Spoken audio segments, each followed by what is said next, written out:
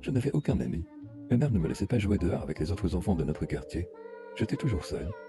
Les seuls camarades de jeu que j'avais étaient mes cousins et mon frère. Un jour, ma mère m'a enfin autorisé à jouer dehors avec les autres enfants, parce qu'elle devait aller quelque part et ne pouvait pas me surveiller. J'ai pris ma poupée et autres jouets, tout excité à l'idée de jouer avec les autres. Mais lorsque je suis arrivé là-bas, personne n'a voulu jouer avec moi. J'étais très triste, et soudainement, quelqu'un s'est approché de moi. Il avait des yeux fatigués mais était très mignon. Nous sommes rapidement devenus amis. Même si c'était un garçon, il acceptait de bon cœur de jouer avec mes poupées. Il m'a aussi invité chez lui pour jouer. J'étais confuse parce que sa maison avait l'air vieille et abandonnée, comme si personne ne s'en était occupé depuis des années. Nous avons décidé d'aller jouer dans son jardin, et quand nous sommes arrivés, j'ai eu une subite envie de vomir. Je ne savais pas pourquoi je me sentais aussi dégoûté et malade.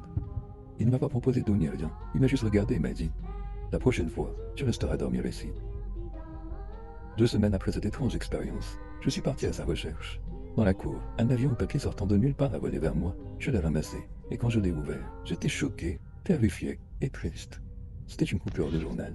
Le garçon avec lequel j'avais joué avait disparu il y a 9 ans. J'ai couru dans ma chambre, et c'est là que j'ai vu une ombre par la fenêtre. Je l'ai regardé de plus près. C'était le garçon, il souriait. J'ai aujourd'hui 19 ans, et je me souviens toujours de cette histoire comme si c'était hier.